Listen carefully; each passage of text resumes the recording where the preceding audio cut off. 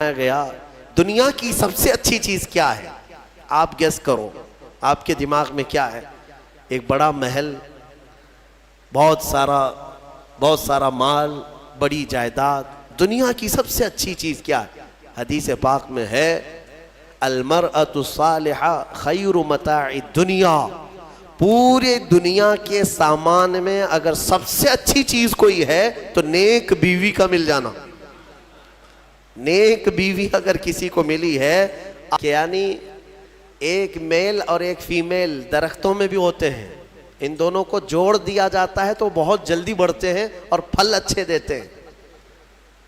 یہ جو کلمی کرنا اس کو کہتے ہیں، کھجوروں کے درختوں کو صحابہ کلمی کرتے تھے۔ میرے آقا صلی اللہ علیہ وسلم جب آئے، صحابہ نے حضور نے پوچھا یہ کیا کر رہے ہو؟ کہا ہم ان کا جوڑا لگاتے ہیں اور یہ دونوں جوڑ بہت جلدی بڑھتے ہیں، میل اور فیمیل۔ حضور پاک صلی اللہ علیہ وسلم نے فرمایا اس کی کیا ضرورت ہے؟ چھوڑ دیا صحابہ نے چھوڑ دیا۔ اس کے بعد پھر صحابہ کہتے ہیں وہ درخت بڑھے ہی نہیں، اور جن کو نہیں لگایا گیا تھا وہ پھل صحیح سے دیے نہیں۔ تو صحابہ آئے، عرض کرنے لگے یا رسول اللہ صلی اللہ علیہ وسلم ہم نے چھوڑ دیا تھا۔ میرے آقا نے فرمایا وہ تو ایک مشورہ تھا، حکم نہیں تھا کہ اس پر کرنا ضروری ہے، باقی اگر تم اس معاملے کو بہتر جانتے ہو تو پھر کیا کرو۔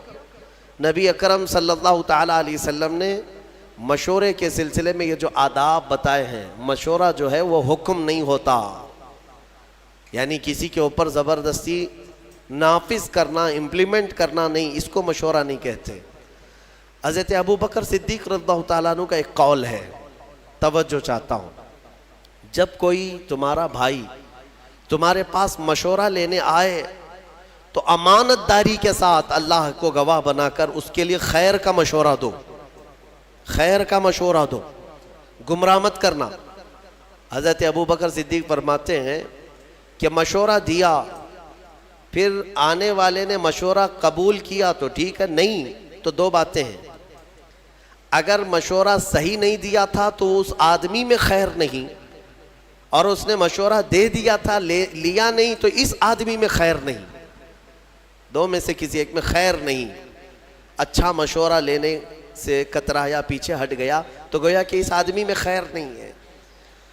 اب یہاں پر یہ بحث گنجھلک نہ ہو جائے، میں تھوڑی سی وضاحت کر دیتا ہوں۔ اس کی کیٹیگری ہے، مشورہ جو ہے کس سے کرنا چاہیے کس سے نہیں کرنا چاہیے، اس کے بھی آداب ہیں۔ ہاں، آپ میڈیکل سائنس کے اسٹوڈنٹ ہیں، آپ ڈاکٹریٹ کر رہے ہیں، بائیولوجی پڑھ رہے ہیں، اور کسانوں سے مشورہ کر رہے ہیں کہ اس میں آپریشن میں کیسے کروں، سکسیس کیسا ہوگا، پیٹ کا آپریشن، سر کا آپریشن، تو یہ کیسی بات ہے؟ یہ لا یعنی بات ہے۔ پھر کسان مشورہ دے گا بڑا پھاوڑا لے لو، چھوٹی کدالی لے لو، پیٹ پھاڑو، اس کے فن کے مطابق جو چیز ہوگی اس سے مشورہ کیا جائے گا، اور تمہارے علم سے ریلیٹڈ جو لوگ ہوں گے ان سے مشورہ کیا جائے گا۔ اسی لیے سارے علوم کے اور سارے فنون کے متعلق آپ اتنا تو جانتے ہیں، طبیعت خراب ہے تو 4 ڈاکٹروں سے مشورہ لیا جاتا ہے، آپریشن فلاں کہہ رہا ہے، فلاں کہہ رہا ہے، سب سے مشورہ لے لیتے ہیں کہ کیا کرنا ہے۔ آپ جو ہے انجینئرز کے پاس جاتے نہیں، آپ کو اتنی خبر ہے، اگر کڈنی خراب ہے تو انجینئر کو نہیں دکھاتے، سب ڈاکٹروں سے مشورہ لیتے۔ گھر کی چھت میں لیکیج ہے تو ڈاکٹروں کو نہیں بلاتے کہ آؤ میری چھت کو ایک انجیکشن لگا دو، آپ کو پتہ ہے، پھر انجینئر سے پوچھتے ہیں، کئی لوگوں سے مشورے لیتے۔ اتنا سینس سب کو ہے کہ جس فیلڈ کی بات ہوگی اس کے ماہرین سے ہی مشورہ لیا جائے گا، لیکن افسوس ایک بات کا ہے کہ دین کے معاملات میں اس کا خیال نہیں رکھتے لوگ۔ دین کی فیلڈ کے جو ماہرین ہیں انہی سے دین کے مسئلوں کے مشورے کرنا چاہیے، نہ کہ راستہ جھاڑنے والے سبزی بیچنے والوں سے اگر فتوے پوچھتے رہو گے تو پھر ظاہر سی بات ہے آج جو نظام درہم برہم ہو رہا ہے اس کی وجہ یہی۔ مشورہ کس سے لے رہے ہو؟ دین کی سوجھ بوجھ اس کے اندر ہے یا نہیں؟ میرے آقا صلی اللہ تعالیٰ علیہ وسلم کی حدیث پاک صادق آتی، حضور نے فرمایا آخر زمانے میں لوگ جاہلوں کو اپنا سردار بنا لیں گے، ان سے فتوے پوچھیں گے اور وہ بغیر علم کے فتوے دیں گے، خود بھی گمراہ ہوں گے، قوم کو بھی گمراہ کریں گے۔ آج یہ حالات ہے۔ لوگ اس سلسلے میں کیوں آپ کا سینس مر جاتا ہے؟ قرآن کے متعلق، حدیث پاک کے متعلق دینی معلومات جو کچھ بھی لینی ہے وہ دین کے ماہر علماء سے ہی لینی چاہیے۔ باقی چاہے جو بھی ہو، ان سے اگر آپ مشورے لوگے تو وہ تیر چلائے گا، اندھا دھند فائرنگ کرے گا، ایسا ہوگا ویسا ہوگا۔ ایسے جاہلوں سے مشورے لے کر کئی لوگوں کی طلاق ہو گئی اور کئی طلاق کے بعد زنا کرتے رہ گئے۔ نہیں ہوا، جاؤ گھر میں، کون بولتا ہے طلاق نہیں ہوئی؟ اس صاحب نے کہہ دیا، جاہلوں نے اس کے بعد اپنے گھر میں ویسی جینا شروع کر دیا جبکہ ہر دن زنا کا گناہ ہے ان کے لیے۔ تو ماہر اور خبیر لوگوں سے ہر فیلڈ کی جس طرح مشورہ کیا جاتا ہے، دین کے معاملات میں بھی مشورہ انہی سے کیا جائے جو دین کے ماہرین ہیں۔ اچھا، ایک اور بات، نوجوانوں کو آج مناظرہ کرنے کا بڑا شوق رہتا ہے، ڈیبیٹ کرنے کا، وہ بھی کس پہ؟ فیس بک پہ، واٹس ایپ پہ، اور کن کن معاملات پہ ڈیبیٹ کرتے رہتے ہیں؟ عقیدے کے معاملات پر، کبھی اہل حدیث سے، کبھی دیوبندیوں سے، کبھی شیعوں سے۔ یہ جو اختلافی مسائل ہیں ہمارے مابین، بعض عقیدے کے ہیں، بعض الگ ہیں، تو ان پر ہمارے نوجوان ڈیبیٹ کر رہے ہیں فیس بک پر، لمبی لمبی چوڑی چوڑی تحریریں۔ کچھ سالوں پہلے کی بات ہے، شاید 1-2 سال گزرے ہوں گے، رات کے 2:30 بج رہے تھے یا 2 بج رہے تھے، مجھے فون کنٹینیو آ رہا ہے۔ ظاہر سی بات ہے، اتنی رات کو اگر فون آئے تو کسی کی ایمرجنسی ہوگی، سیریس ہوگا۔ اٹھا کر کے معلوم کہ ایک نوجوان کہتا ہے، حضرت ایک فلاں فلاں مسئلہ پیش آ گیا ہے، جلدی سے آپ کو بتانا ہے۔ اتنی رات کو کیا مسئلہ ہے؟ کہا نہیں، بحث ہو رہی ہے ہماری، دلیل دینا ہے۔ کیا ہے؟ علم غیب کے متعلق کچھ بحث ہو رہی ہے۔ میں نے کہا کہاں ہے، کون سی محفل میں بیٹھے آپ؟ کہاں نہیں، ہمارے گھر کے باہر کٹے پہ بیٹھے ہوئے ہیں، گلی میں بیٹھے ہوئے ہیں، رات جگہ چل رہا ہے، اور 2 باہر کوئی چھوٹے نوجوان ہوں گے، ان کے ساتھ ان کا ڈیبیٹ چل رہا ہے، اور رات کے 2:30 بجے ہم سے مسئلہ پوچھ رہے ہیں۔ میرے عزیزوں، دین کے معاملات میں اگر ڈسکس کرنا ہے، میں اس کو منع نہیں کرتا، ڈیبیٹ کرنا ہے، مناظرہ کرنا ہے، شوق سے کرو، لیکن جاؤ کسی دارالعلوم میں پہلے داخلہ لے لو، اصولی علم پڑھ لو۔ علم نحو کیا ہے، علم صرف کیا ہے، علم حدیث کیا ہے، علم فقہ کیا ہے، اصول حدیث ہے، اصول فقہ ہے، اصول تفسیر ہے، علم ناسخ و منسوخ ہے، بلاغت ہے، معانی ہے۔ کتنے علوم پڑھنے کے بعد آدمی کیپیبل ہوتا ہے کہ دین کے معاملات میں وہ رائے دے سکے، اور ان سارے علوم کی بو باس بھی نہیں لگی اور لمبے چوڑے مناظرے چل رہے۔ ہوتا یہ ہے کہ پھر گمراہی آ جائے گی، گمراہ، یا تو تم گمراہ ہو جاؤ گے یا سامنے والے کو گمراہ کرو گے۔ اس لیے ان معاملات میں جب بھی کبھی ایسے معاملات آ جائیں، ڈسکشن کرنا پڑے، ڈیبیٹ کرنا پڑے، کچھ لوگ چھیڑتے ہیں، تم لوگ ایسا کرتے ہو، اس کی کیا دلیل ہے؟ ان کا جواب صرف ایک ہی ہے کہ چلیں ہمارے علماء اکرام کے پاس بیٹھتے ہیں، وہاں سے آپ کو ساری چیزیں مل جائیں گی، وہاں سے آپ کو بتا دیا جائے گا۔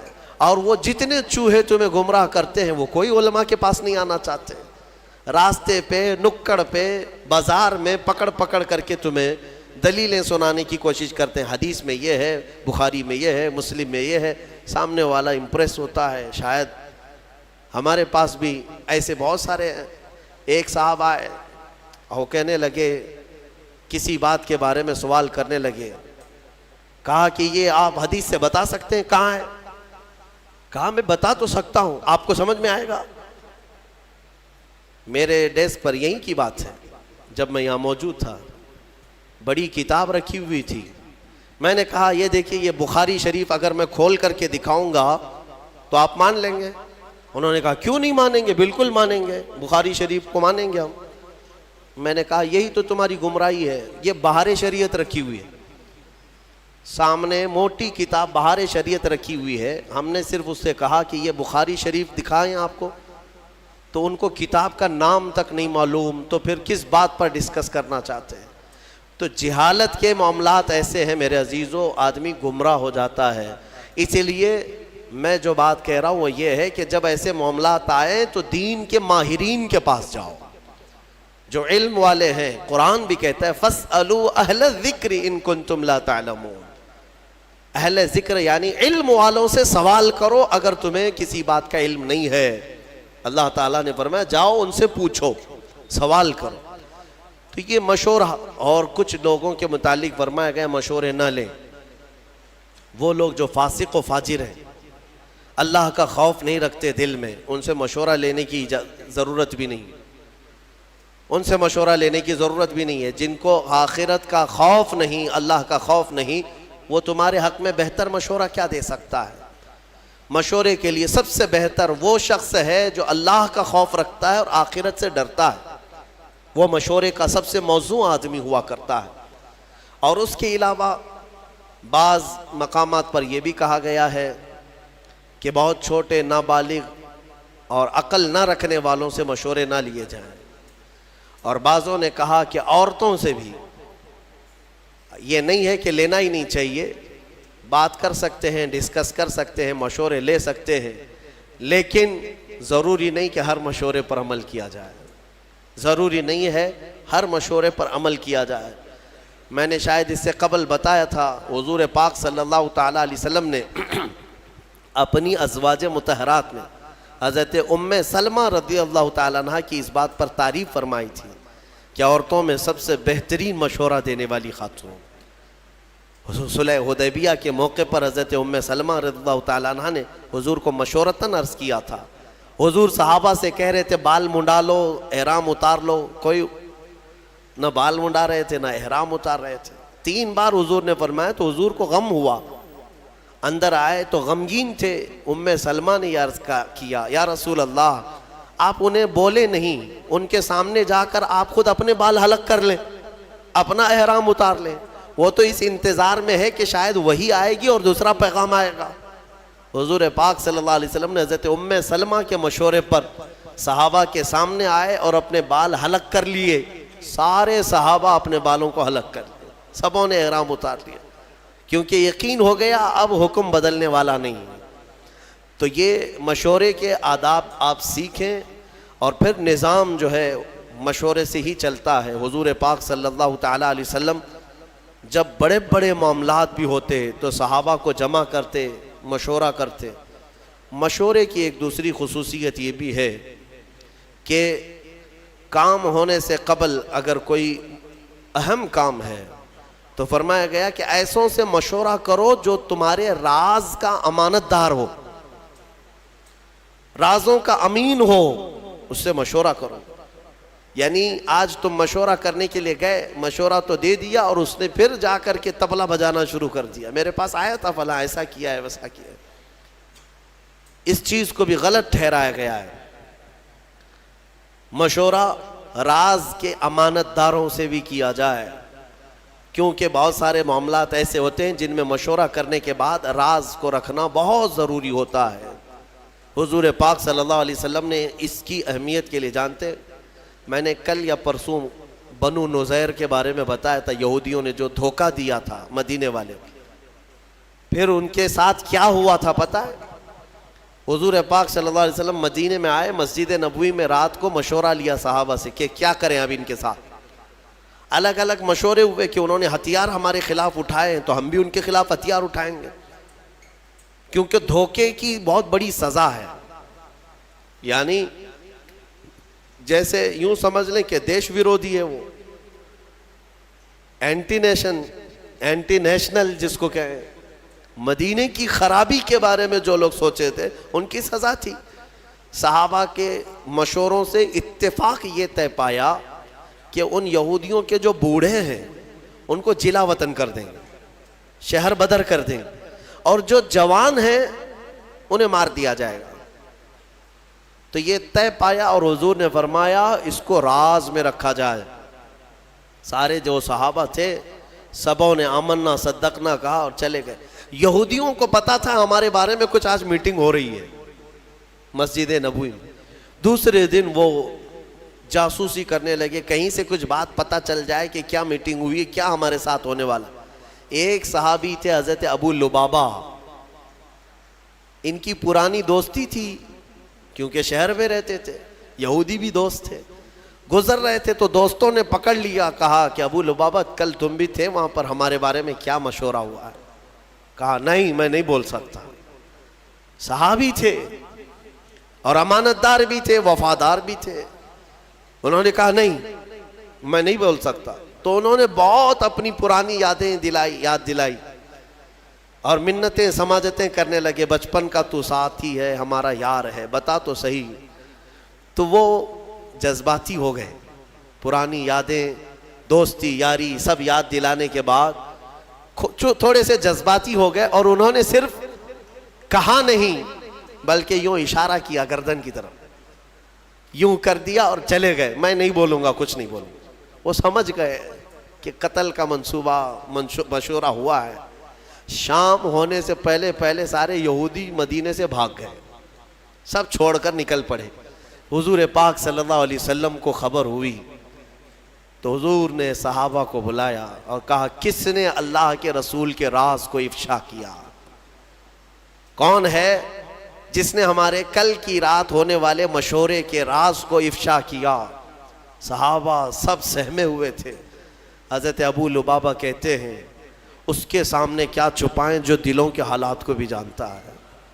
کھڑے ہوئے اور کہا یا رسول اللہ یہ خطا مجھ سے سرزد ہوئی، لیکن میں نے کہا نہیں، ہاتھ کے اشارے سے صرف ہلا کر کے اتنا بتایا۔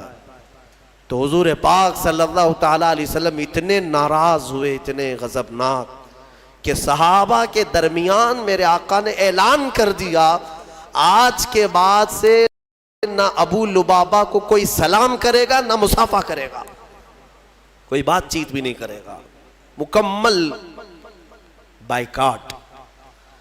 آپ سمجھتے ہیں کون سی بڑی غلطی ہے؟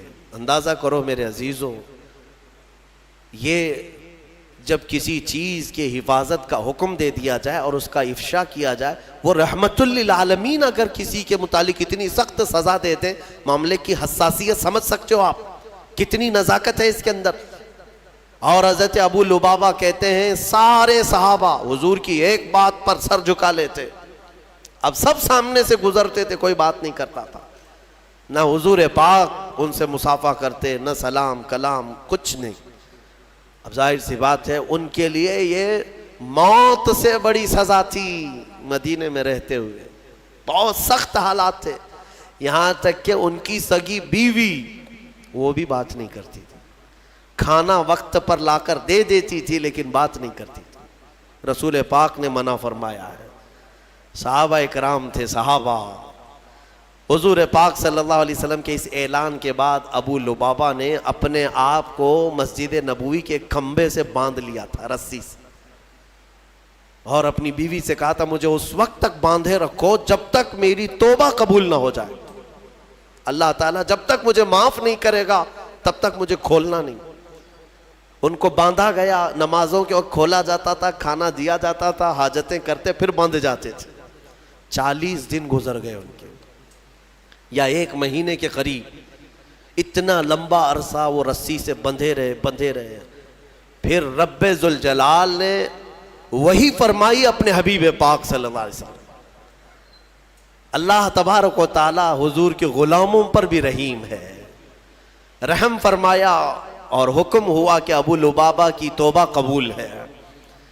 جیسے ہی یہ بات آئی، حضور پاک فجر کی نماز پڑھائے، واپس آئے، اپنے ہاتھوں سے ابو لبابہ کو کھولا اور اس کے بعد انہیں مصافحہ بھی کیا، اپنی جماعت میں لیا۔ یہ بتانا مقصود ہے، پوری امت کو یہ درس ہے کہ ان معاملات کو ہلکے میں نہ لیا جائے، یہ حساسیت ہے۔ یہاں لوگ تو خبری بنے ہوئے ہیں، مسلمانوں کی جاسوسی کرنے پر بیٹھے ہوئے ہیں۔ اللہ کی پناہ، تمہیں اندازہ بھی نہیں ہے کہ آخرت میں کتنے بڑے عذاب کے شکار ہوں گے۔ تم کیا سمجھتے ہو 500 کی نوٹ کوئی پکڑا دیں گے تمہیں جاسوسی کرنے پر، تمہارا گھر چل جائے گا؟ کب تک؟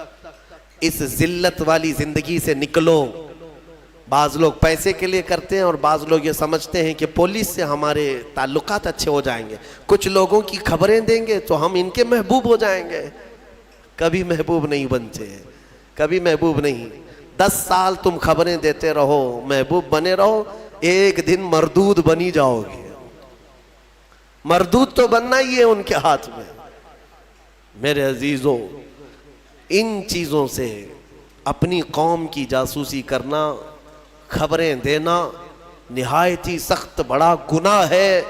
اللہ کا عذاب اس شخص پر ہے جو مومنین کے متعلق اس طرح کی باتیں کرتا ہے۔ قرآن کہتا ہے وَلَا تَجَسَّسُوا، جاسوسی مت کرو خبریں لے جا کر، بلکہ میرے آقا صلی اللہ علیہ وسلم نے فرمایا من ستر اخیہ ستر اللہ لہ، جس نے اپنے بھائی کا کوئی عیب دیکھا اور چھپا دیا، قیامت کے دن اللہ اس کے سارے عیب چھپائے گا، تمہیں ننگا ہونے سے بچا لیا جائے گا۔ تو ان چیزوں پر عمل کریں۔ بہرحال یہ مشورے کے سلسلے میں گفتگو تھی۔ بات جو عرض کرنی تھی وہ یہ ہے کہ ایک آیت ہم نے آج تلاوت کی۔ اللہ فرماتا ہے من کان یرید حرث الآخرۃ نزد لہ فی حرثہ، جو آخرت کی کھیتی ہم سے مانگتا ہے ہم اس کی کھیتی میں بہت اضافہ کر دیتے ہیں۔ ومن کان یرید حرث الدنیا نؤتہ منہا، اور جو ہم سے دنیا کی کھیتی مانگتا ہے ہم اسے بھی دیتے ہیں۔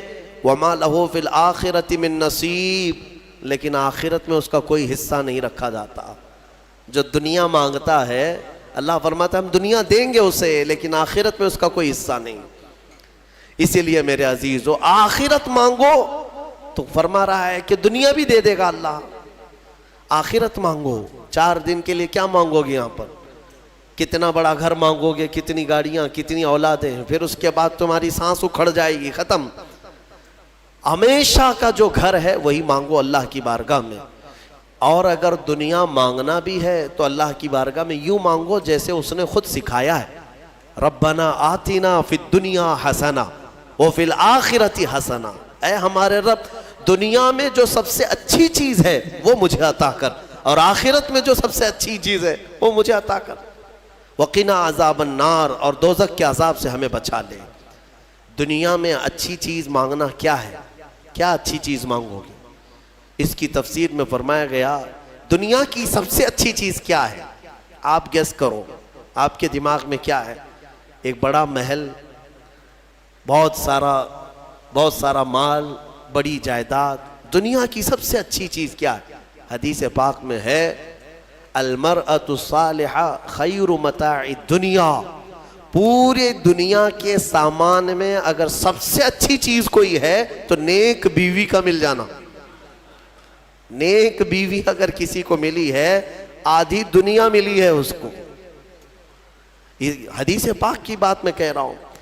تو دنیا جب مانگی جائے تو نیک و صالح عورت کی تمنا کرنا یہ آدھی دنیا مانگنے کے برابر ہے۔ حقیقت ہے میرے عزیزوں، وہیں سے تمہاری نسل ہے، وہیں سے تمہارا گھر ہے، وہیں سے سب کچھ ہے، حتیٰ کہ تمہارے دماغ کا بھی سارا سکون یا برباد ہونا سب وہیں سے کنیکشن ہے۔ دیکھ لو ایک بار، بہت سارے لوگ جو شادی شدہ ہیں اس کو آزماتے ہوں گے یا محسوس کرتے ہوں گے، زندگی پھر جڑ جاتی ہے، کوئی کام میں وہ تنہا نہیں ہے، ہر چیز میں ساتھ ہے۔ اور اگر ساتھ والی جلاد ہے تو پھر اس کی یہ آدھی جہنم یہی ہے، اس کی آدھی جہنم یہی ہو جاتی اگر جلاد مل گئی، کیونکہ اس کے دماغ پر اثر ہے، اس کے بزنس پر اثر ہے، دوستوں پر اثر ہے، رات کو سویا نہیں، دن بھر بک بک کرتا رہے گا، اور پھر اس کے بعد سگریٹ کی عادت، بیڑی کی عادت، پھر نشے کی عادت، پھر اس کے بعد نہ جانے کون کون سے راستے اختیار کرتا ہے۔ اگر خاتون صحیح نہ ہوئی تو اس نے اپنی زندگی آدھی تباہ کر لیا، اور اگر نیک ہوئی اللہ تعالیٰ نے بہت بڑا انعام تمہیں دے دیا، بہت بڑا انعام دیا۔ میں نے حضرت علامہ ارشد القادری رحمۃ اللہ علیہ بڑے مناظر ہیں، ان کی بہت ساری کتابیں ایسی ہیں جو آج پوری دنیا میں مشہور ہیں۔ کتابیں جو انہوں نے لکھا، زلزلہ، زیر و زبر، بہت ساری۔ ایک کوئی کتاب ہے جس کتاب کو انہوں نے انتصاب جو کرتے ہیں نا، کتاب لکھنے کے بعد شروع میں کسی کے نام پر کیا جاتا ہے. میں اپنے پیر کے نام پر یہ کتاب کر رہا ہوں, غوث پاک کے نام پر, غریب نواز کے نام پر کتاب کو منسوب کرتے ہیں. انہوں نے ایک کتاب اپنی بیوی کے نام منسوب کیا, تو اس کی وجہ انہوں نے بتایا کہ اگر میری بیوی کا تعاون نہ ہوتا تو میں اتنے دین کی خدمات کر ہی نہیں سکتا. صحیح بات ہے, اگر سوار رہتی تو پھر یہ کہاں جاتے, کہاں خدمت کرتے دین کی, کب کتاب لکھنے دیتی.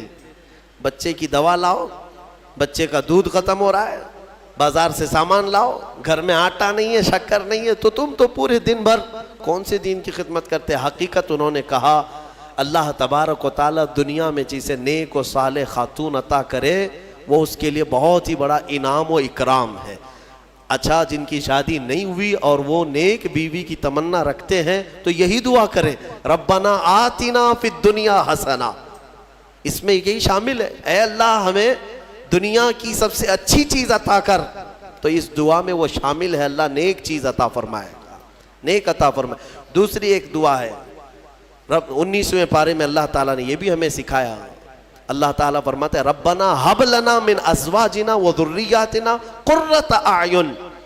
اے ہمارے رب ہمیں وہ بیویاں دے یا وہ اولاد دے جو ہماری آنکھوں کی ٹھنڈک بنے, اور پھر متقین کا ہمیں امام بنا دے. متقین کا امام مطلب اولاد ایسی صالح پرہیزگار ہو کہ ہم ان کے امام ہوں. میرے عزیزو, یہ دعا آپ کیا کریں. اخیر میں آج جو اہم آیت ہے اس پر میں گفتگو سمیٹتا ہوں. میرے آقا صلی اللہ تعالیٰ علیہ وسلم نے یوں فرمایا, اللہ نے حضور سے یوں ارشاد فرمایا کہ اے حبیب آپ کہہ دیں, آپ فرما دیں, کیا قل لا اسألکم علیہ اجرا الا المودۃ فی القربا. اے محبوب آپ فرما دیں دین کی تبلیغ جو میں نے تمہیں کی ہے, تمہیں دین دیا, ایمان دیا, قرآن دیا, نماز روزے سب سکھائے, ان سارے کاموں پر اے میری امت کے غلاموں میں تم سے اجرت نہیں مانگتا. حضور یہ فرما رہے ہیں میں اس پر کوئی معاوضہ نہیں مانگتا مگر ایک چیز کا سوال, وہ کیا ہے؟ میری اہل بیت سے محبت رکھنا. اہل بیت سے محبت, یہ حضور پاک نے فرمایا. کوئی چیز اجرت میں نہیں چاہیے, لیکن حضور پاک صلی اللہ علیہ وسلم اگر یہ فرما رہے ہیں کہ اہل بیت سے محبت, تو اندازہ کرو کہ کتنی اہم چیز ہے. میرے آقا صلی اللہ تعالیٰ علیہ وسلم کو اپنے اہل بیت کی محبت کتنی عزیز. ایک حدیث میں نے پڑھا, فرمایا من مات علی حب آل محمد مات مؤمنا, ایک جگہ مات شہیدہ, جو حضور کی آل اور اہل بیت کی محبت میں مر گیا اسے شہادت کی موت دی جائے گی. شہادت کی موت. رسول پاک صلی اللہ تعالیٰ علیہ وسلم کی اہل بیت کون ہیں؟ سیدہ کائنات فاطمۃ الزہرا سلام اللہ علیہا, ان کی اولاد امجاد مولا علی کرم اللہ وجہہ الکریم اور حضرت فاطمہ سے جو اولاد ہیں یہ آل ہے. ساتھ ہی مفسرین نے فرمایا حضور کی تمام ازواج مطہرات وہ بھی اہل بیت میں ہیں. حضور پاک صلی اللہ تعالیٰ علیہ وسلم کی ازواج مطہرات اہل بیت میں ہیں. حضور پاک صلی اللہ تعالیٰ علیہ وسلم کے دونوں چچا حضرت امیر حمزہ, حضرت عباس اہل بیت میں سے, حضور کے گھر والوں میں سے. ان سب سے محبت رکھنا ہمارا ایمانی فریضہ ہے. اور فرمایا کہ جس کے اندر بغض ہے اہل بیت کا تو پھر وہ ایمان کے ساتھ دنیا سے نہیں جائے گا. بغض مت پالو. حضور فرماتے ہیں فاطمہ میرے جسم کا ایک ٹکڑا ہے, جس نے اس سے محبت کی اس نے مجھ سے محبت کی, اور جس نے فاطمہ سے عداوت کی اس نے مجھ سے دشمنی کی. اس نے مجھ سے دشمنی کی, اور رسول سے دشمنی پھر کون سا ایمان ہے؟ تو حضور پاک صلی اللہ تعالیٰ علیہ وسلم کی آل کی محبت ہمارے لیے بہت ضروری ہے, لیکن وہ محبت نہیں جو آج کچھ چوہے سکھا رہے ہیں. میں آپ کو صاف صاف بتاتا ہوں, اہل بیت کی محبت یقیناً ہمارے لیے فریضہ ہے, لیکن غلو نہیں کرنا, اس میں ایسا مبالغہ نہیں کرنا کہ اہل بیت کو نبیوں کے اوپر پہنچا دیا یا پھر ان کو خدا کے درجے تک پہنچا دیا. وہ محبت کی بات میں نہیں کرتا. یقیناً ہماری اولاد, ہمارے جان, ہمارے مال سب سے زیادہ ہم ہمارے رسول سے محبت کرتے ہیں اور ان کے بعد ان کے اہل بیت اور صحابہ سے محبت، یہ ہمارے لیے ضروری ہے۔ اہل بیت حسنین کریمین رضوان اللہ تعالیٰ علیہ مجمعین، آپ اندازہ کریں میرے آقا صلی اللہ تعالیٰ علیہ وسلم کس قدر ان سے محبت فرماتے تھے، کس قدر محبت، یہاں تک کہ نمازوں میں بھی حضور پاک صلی اللہ علیہ وسلم دونوں شہزادوں کو ساتھ لے کر کے نماز پڑھتے تھے۔ حضور کا ایک جبہ تھا کافی چوڑا، حضرت ابو ہریرہ کہتے ہیں ٹھنڈیوں کے دنوں میں حضور پاک صلی اللہ علیہ وسلم اس جبے کو پورا اوڑھ کر کے آئے یا چادر اوڑھ کر کے آئے، لیکن اندر کوئی چیز محسوس ہو رہی تھی۔ حضرت ابو ہریرہ کہتے ہیں میں نے بہت دیر تک کوشش کیا کہ حضور کس چیز کو چھپائے ہوئے ہیں، بعد میں چادر ہٹی تو پتہ چلا حسن و حسین رضی اللہ تعالیٰ عنہ، حضور پاک اپنے سینے سے چمٹا کر کے رکھتے تھے۔ میرے عزیزو، حضور نماز کے لیے جائیں تو کوئی ہے جس کی مجال جو حضور کی پیٹھ پر سوار ہو جائے؟ وہ حسین اعظم ہے۔ میرے آقا صلی اللہ تعالیٰ علیہ وسلم کی نماز کے عالم میں اگر وہ سجدے میں پیٹھ پر چڑھتے تو حضور سر نہیں اٹھاتے تھے، سر نہیں اٹھاتے۔ حالانکہ مسئلہ یہ ہے شریعت کا کہ اگر بچہ نماز پڑھنے کے دوران آ گیا تم ایک ہاتھ سے اس کو اٹھا کے سائیڈ کر سکتے ہو، اگر اچھل کود کر کے گود میں لٹک گیا تمہاری نماز، چھوٹا بچہ نہ سمجھ، تو تم ایک ہاتھ سے اس کو ہٹا سکتے ہو، شریعت نے یہ اجازت دی ہے۔ ماں کے لیے بھی ہے، باپ کے لیے بھی ہے۔ مصلی پر نماز پڑھتے وقت کبھی کبھار بچے سجدہ گاہ پہ آ کے بیٹھ جاتے ہیں، سجدہ کیسے کریں؟ حکم ہے کہ ان کو اٹھاؤ، سائیڈ کرو اور پھر سجدہ کرو، تمہاری نماز میں خرابی نہیں ہے۔ یہ مسئلہ تو ہے، لیکن میرے آقا صلی اللہ علیہ وسلم نے حسین اعظم کے سوار ہونے کے وقت نہ اپنی پیٹھ سے ہاتھ کھینچ کر کے ان کو الگ کیا، نہ ہی ہلا کر کے ان کو گرایا، بلکہ جب تک خود امام حسین اترے نہیں میرے آقا سجدے میں ہی رہے، لمبا سجدہ ہو جاتا تھا۔ یہ نازوں کے پلے ہوئے شہزادے کس کے ہیں؟ میرے آقا کے ہیں۔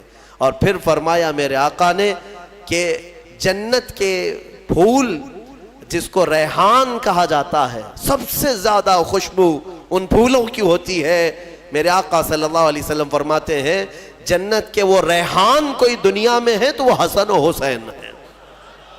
کیونکہ صحابہ نے پوچھا حضور پاک صلی اللہ علیہ وسلم، ہم بھی بچوں کو چومتے ہیں نا، بوسہ دیتے ہیں، کبھی ان کے گال پہ بوسہ دیا، کبھی ان کی گردن پہ دیا۔ حضور پاک صلی اللہ تعالیٰ علیہ وسلم اپنے نواسوں کو بوسہ نہیں سونگھتے تھے، یوں گردن کے پاس قریب لے جا کر سونگھتے تھے اور چہرے کو سونگھتے تھے۔ بوسہ لیتے ہیں نا، چومتے ہیں، چومنا بھی ثابت ہے، بوسہ لینا بھی ہے، لیکن سونگھتے تھے۔ صحابہ کہتے کہ یا رسول اللہ صلی اللہ علیہ وسلم آپ ان بچوں کو سونگھتے ہیں؟ کہا ہاں، یہ جنت کے ریحان ہیں، یہ ریحان ہیں، یہ میرے لیے دنیا میں جنت کے ان پھولوں میں سے ہیں، ان کی خوشبو سونگھی جائے گی۔ ان کے مقامات جس قدر بیان کریں وہ کم ہے۔ ہر سال محرم میں اہل سنت و جماعت کا یہ شیوا رہا ہے کہ اہل بیت کی بارگاہ میں ہم ہر سال حاضری دیتے ہیں بیانات کے ذریعے۔ لہٰذا اے سنی مسلمانوں یاد رکھنا، اپنے اس چیز کو باندھ کر کے لے جانا، جینا۔ اب تو حضور پاک صلی اللہ تعالیٰ علیہ وسلم کی محبت کے بعد دو محبتیں شرط ہے تمہارے لیے، ایک حضور کے صحابہ کی اور دوسرے حضور کے اہل بیت کی۔ کسی میں کمی نہیں کرنا، نہ صحابہ کو گالی دینا، نہ اہل بیت کی کمی کرنا، کہیں ادھر سے ادھر ہو گئے گمراہ ہو کے مرو گے۔ حضور کے صحابہ ان کا اپنا مقام ہے، حضور کے اہل بیت ان کا اپنا مقام ہے۔ نبی پاک صلی اللہ تعالیٰ علیہ وسلم کے گھر والوں کی جو عزت قرآن میں بیان کی، اللہ فرماتا انما یرید اللہ لیذہب عنکم الرجس اہل البیت ویطہرکم تطہیرا۔ بے شک اللہ یہ چاہتا ہے اے حبیب کہ آپ کے گھر سے ہر گندی چیز کو پاک کر دے، دور کر دے، اور تمہارے گھر والوں کو خوب پاک و ستھرا کر دے۔ اسی لیے حضرت فاطمہ کو کیا کہتے معلوم ہے؟ سیدہ طیبہ طاہرہ۔ طاہرہ کا مطلب ہوا نہایت ہی پاک۔ میں ایک آپ کو یہ بات دے کر کے رخصت ہوتا ہوں، اس بات سے آپ اندازہ کر لیں گے، مزے کی بات ہے۔ حضور پاک صلی اللہ علیہ وسلم گرمیوں کے دنوں میں دوپہر کے وقت حضرت ام سلیم ایک صحابیہ ہیں، ان کے گھر جاتے تھے۔